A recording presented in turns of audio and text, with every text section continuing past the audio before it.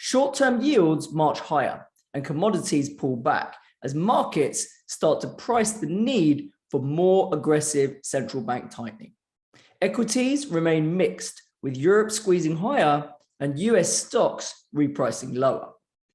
FOMC and OPEX will be key drivers to watch this week as sentiment hits extreme bearish, leaving risks of a short squeeze higher than normal. All this and more in this week's Macro Insight.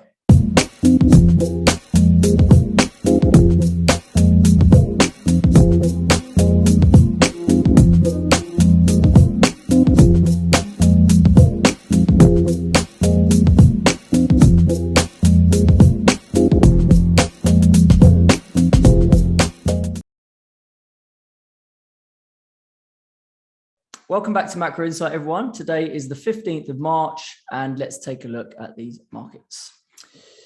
Right, so what's been going on? Last week, we saw large moves higher in short-term yields, right? That was really kind of where the action was in terms of on the upside, particularly led by Skandis, actually, right? So we had Norway and Sweden 2-year yields up by about 4 standard deviations, right? Which is actually leading in terms of, and US was also up pretty heavy. You had, let me share this screen, yields up. You had Norway, Sweden, US. You also had 10-year yields moving a lot, US break evens, all order of magnitude of sort of 3 to 4 sigma moves on the upside.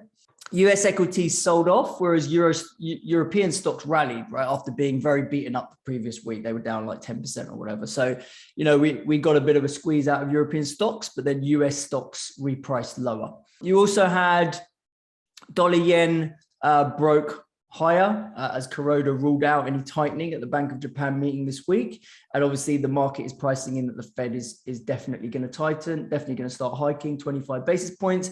And in general, quite a few hikes priced in for the Fed. So you're getting that divergence there between central bank policies and hence that break higher in dollar yen. Inflation break evens in the US, like I said, also rallied pretty hard, breaking to the upside. But, actually commodities, which are like the primary reason I would say to trigger that breakout, have actually pulled back, right? So they peaked midweek around Tuesday, Wednesday, after we got those massive margin calls at the LME and cancelling all the nickel trades, etc.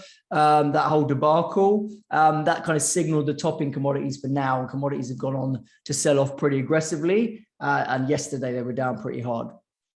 And then finally, you've got Chinese stocks that were in absolute free fall as the combination of property market contagion continues, ADR delisting risk, taking the K-Web down, 10% a day for like 3 days in a row, potential capital flight ahead of potential sanctions should China kind of give any military aid to Russia, which we're seeing noises around. If they cooperate, then investors are just thinking, well, we saw what happened in Russian assets, what's going to happen to Chinese assets? So they're fleeing that at a bit of a rate, basically. So that was kind of what we saw last week. In terms of where we are now, if we look at sentiment, it is extremely bearish, right? So since the invasion of Ukraine, we've seen, all positioning indicators, sentiment indicators move to extremely bearish territory. You can see that here. We've got various indicators from various places. Goldman's looking at the Z score on their positioning, extremely light. For them, that tends to signal a screaming buy in terms of a counter indicator. You've got the B of A bull bear indicator at 2.9. It can go lower. Michael Hartnett over there suggests it will go lower. So he's not actually buying with both hands just yet, but you can see on a scale of 0 to 10 where it is basically. And, where it's moved, since where it was last year versus where it is now. You got the fear and greed index down there at extreme fear as well. And then you've got that AAII bull bear indicator showing, pretty bearish sentiment. Okay. Now these conditions are typical of those preceding a short squeeze. And should you get any whiff of de-escalation or ceasefire from Russia, it is likely, it's pretty clear where the pain's going to be, right? It's going to be in a sharp upside move, right? It should, however, be noted, though, these are the typical conditions that we see before a market crash, right? Sentiment is usually pretty beaten down. You've had the market steadily trending down. No one really wants to touch it. There's not a lot of depth on that bid. And then you get the, whatever the trigger is for a real market crash. So whilst there's definitely squeeze potential there in the market, gun to my head, I think the risk of a short term, the skew is to the upside in terms of market. I don't think we're going to get a crash. We could get another 100 points down in the S&P, and we'll look at the chart and see that. But, you know, my sort of gut is that the risk is probably for a squeeze in the super short term. But as you guys have followed me for a while know, I'm not bullish into the summer. I think this market's toast. I'm just kind of hoping more than anything that we get some sort of squeeze, because positioning has got itself so bearish and so one-sided, and that will enable us to set up more tactical positions for a deeper bear move. But that may well happen sooner rather than later. Okay. And it's something we definitely need to be aware of.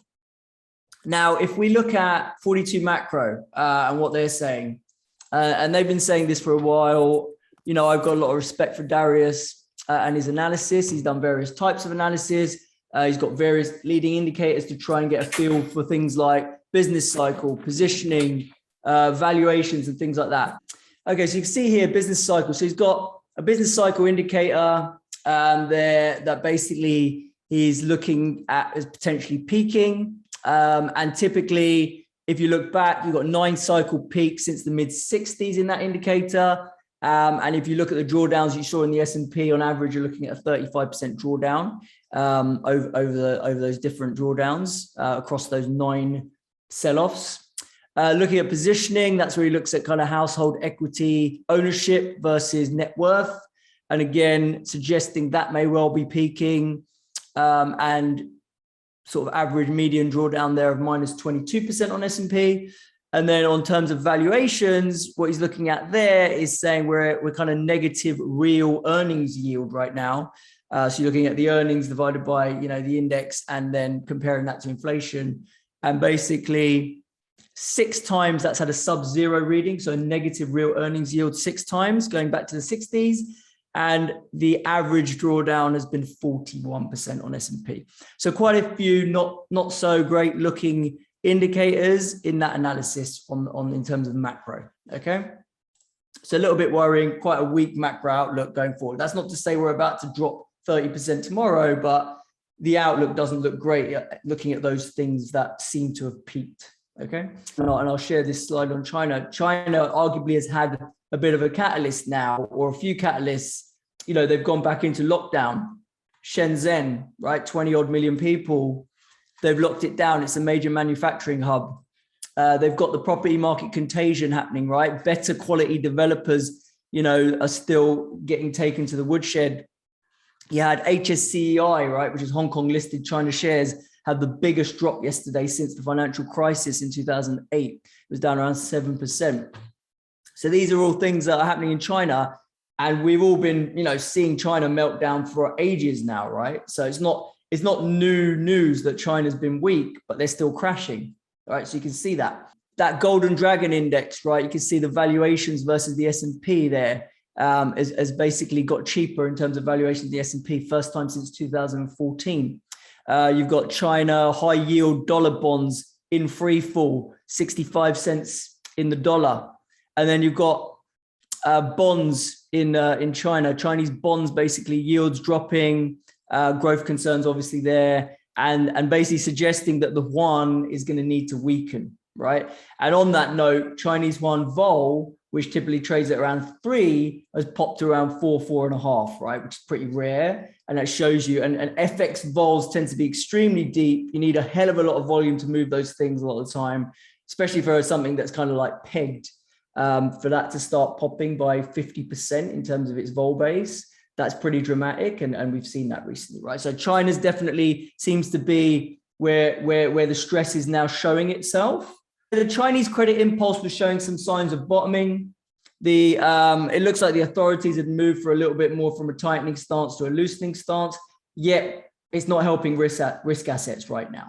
So whatever's going on in China, we've got really it's capital flight is the issue right now. People are bailing out of China. People are worried about China because, you know, they think something similar to what's happening in Russian assets, some shape or form could happen to Chinese assets, and they want to get the hell out of there, basically, right? So they don't trust it, right? So it's a bit of a trust issue, really.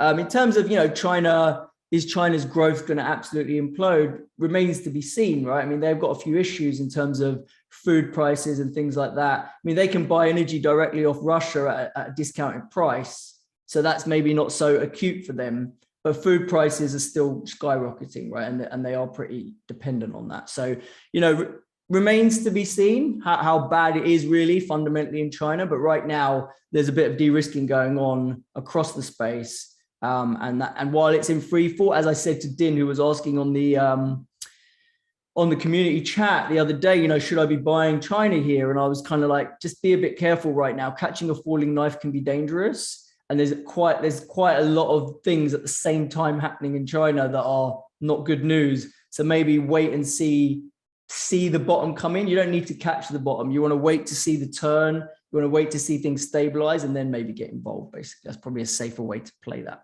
Okay.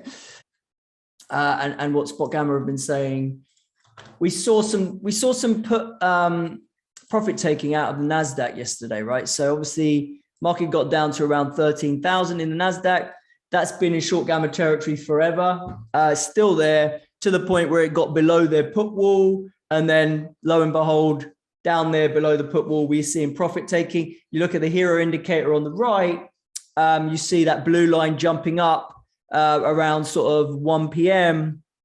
That's basically people taking off puts, delta going up via puts, which means they're taking off puts, right? And that's basically not led to a rally in the market, but at least kind of arrested the sell-off, right? That kind of stabilized the market, maybe giving dealers back a bit more gamma, giving them some delta to buy, which absorbed any more selling, and that kind of gave us some more stability to the market yesterday. S&P has got a similar sort of positioning with the put wall being down near the put wall. So client hedges, because they are there's a decent amount of puts expiring in March between kind of here and 3,800. So with the vol so elevated and the fact that we've come down here, those puts either need to be sold out and monetized, or they're going to evaporate, right? And they're going to burn out. And if they burn out, the dealers are going to be buying delta back against those puts. Okay. So you either get clients monetize their puts, which is a net delta purchase for dealers who then take those puts and then buy back the futures against them, right? Or the clients keep them, the value of the puts goes down, they lose value, they lose delta, and then those dealers who are short those puts still need to buy back futures against them, right? So in theory, there should be some delta buying coming on the back of all these hedges that are on. And that's why people are saying that, you know, the market can't really crash when there's this much put protection, right? Because there's this effect. But if the market has a real reason to sell off, and then we go through a lot of those strikes, then those effects actually flip the other way, right? And the dealers actually have to sell more delta against it because those puts go in the money, right? So whilst those puts will stay out of the money and are struck 4,100 down to 3,800 and we don't go below there, yes, there is a net sort of positive impact to the market through those puts burning away through the passage of time, okay? If we head down there and those puts become in the money, then that changes that dynamic a bit, right? And if clients don't sell those puts and just keep them, dealers are going to need to sell delta, and that can create a bit of an acceleration. And we may well see that if we don't get, you know, great price action post FOMC, we may well see that type of dynamic. And I think that's something to be aware of. Yeah. Massive expiry, March expiry, as it typically is for a quarterly, but the numbers are pretty staggering. $3.3 trillion of option notional expiring, and 2 trillion of that is in S&P linked options, and that's all expiring this Friday. So you can see the breakdown here in terms of what it is, like S&P options in the morning, then E-minis, then ETFs, etc. Right? And then you've got single stock options here, only sort of around 500 billion notional. Okay. If we then look at where the open interest is for March, you can see, you know, you've got a major sort of peak between 40 4250 and 4400. And then you got a bit of a kind of drop off, and you got a big peak near 4,000 again, basically. Okay, now these sort of profiles of open interest can often give you an indication of where there may be a lot of hedging activity taking place. And so that's why, you know, spot gamma got around that 40-50 area of support, because that comes from that kind of peak there in the landscape, in the open interest landscape. We then go to commodities, what we're seeing there. So like I said, commodities kind of peaked midweek last week, right? So you see around Tuesday, Wednesday, they peaked, and they're all pretty much getting battered, right? I mean, they've all come back down. This is as of yesterday, and they're all a bit softer since then. Even, I mean, you got oil down, you know, around 95 or even less now. Let me quickly check. Yeah, okay, about 95, 96, but it got hammered, right? I think it's had a little bit of a bounce now. But basically, definitely seeing commodities, you know, under pressure. If you look at the flows, the report kind of shows here on the right that you saw a decent amount of exiting of energy positions, energy longs, spec longs coming down in energy. You had some spec longs increasing in precious metals as they kind of got puffed into that story that gold's going to go now. And then the rest of it is a bit mixed bag. But yeah, that makes sense, right? I mean, if you've been long in that energy space, taking profit as a speculative long, I mean, it's a bit of a no-brainer after oil went to like 140 or whatever. I do think part of it is also the fact that volatility has spiked so much in commodities that there is a need to de-risk the books, right? Because you got to kind of volatility adjust your positions. So given people have seen just how volatile commodities can get in this new world we're in, and a lot of these issues haven't gone away, right? It's not like the war's over. Supply disruptions, if anything, supply disruptions are going to remain. China locking down, things like that. I guess the flip side is how much demand destruction are we going to get? And that's counteracting prices going up. Whereas before it was just a supply issue and the demand was there. And now it's like, oh, if all this stuff, you know, the cure to higher prices is higher prices, as they say, is that going to destroy demand? And then that's why the prices are going to come back. Now, I'm a bit skeptical. Like I say, I think it's a little bit technical. I think the margin calls, I think the volatility increasing, and just the fact that, you know, we had this massive move have all led to a bit of unwinding. But fundamentally, if this war drags on for a bit, you know, I think we could see another wave of commodity buying, particularly in those sectors where the supply and demand is just completely screwed, like wheat, you know, oil, you know, those type of things. So I'd be careful, right? I picked up a little bit of wheat on the pullback yesterday, just a little scrap in terms of Delta One. And, you know, if it does continue to come off, I've also got a put ratio on oil, 105.95, which effectively gets, if oil crashes, I'll get long it at 86. And then I'll just start call overwriting it basically, because the vol will still be at 60. So that'll be an all right trade where you can just hold it and call overwrite it with 1 month call, something like that.